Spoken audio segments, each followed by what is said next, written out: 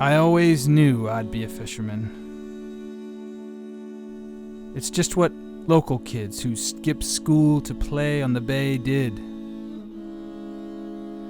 Even now, I can taste the salt in my mouth and feel the grit of mud between my teeth. I could navigate by the smell of the sea, always coming in from the east. It's such a big presence. It imprints on you. In the shadow of a lighthouse, I became maid of the bay.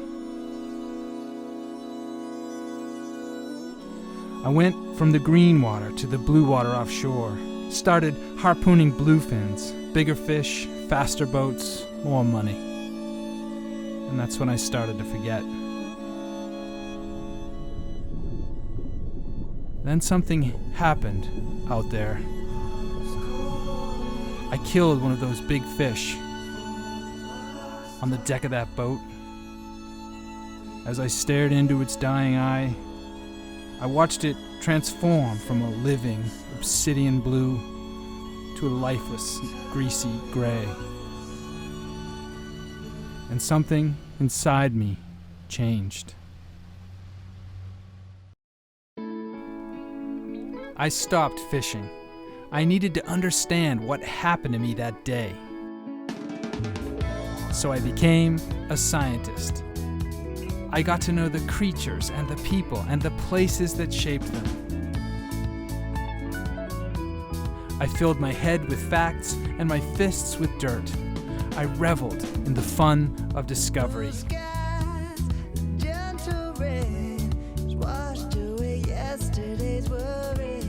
I became a field guide to the story of Earth and life through time.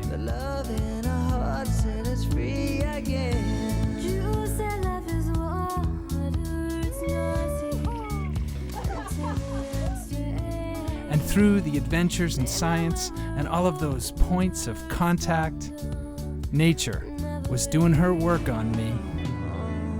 I began to understand a deeper truth.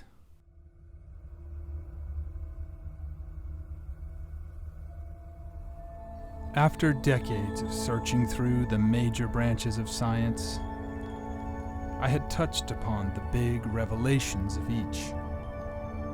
With physicists and astronomers, I had plumbed the origins of the cosmic background, caught glimpses of galaxies, and watched the births and deaths of stars.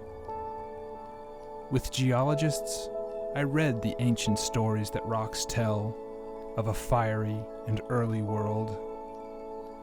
With chemists, I eavesdropped on the molecular music that, given enough time and chance, would emerge as life. And with biologists, I came to appreciate how that life is somehow ennobled by evolution into the song of this living planet. With paleontologists, I dug up the dramas of long-gone dinosaurs and trilobites, and with anthropologists, I followed in the footsteps of Lucy and her kin as they came of age again and again across an endless arc of glaciers, grasslands, and forested frontiers. And finally, with historians and sociologists, I charted a recent and relentless rush of humans through the bounty of this exceedingly rare and generous little planet. But there was also a deeper and unexpected discovery. While each science dutifully tells its little part of the grand cosmic arc, it was only by weaving them all together into an all-encompassing story that is both epic and intimate that I started to catch glimpses of a special world where everything is connected. This new reality reveals that the world is one continuous web with more beauty than a single heart can hold. And yet, it does. It does. I think you actually like it. The for you, little guy. Oh, man. Whoa, those pinchers. Where'd you go, buddy? Free snacks at Harvard University. Who knew? Juneberries. I'll tell you who knew, the birds knew. I also just found this beautiful guy. Look at him. He was actually up on the road.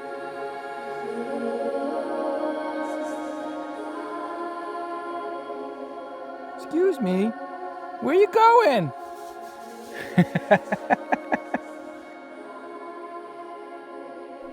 Before, I had been living a half-life, alone in a world of separate others.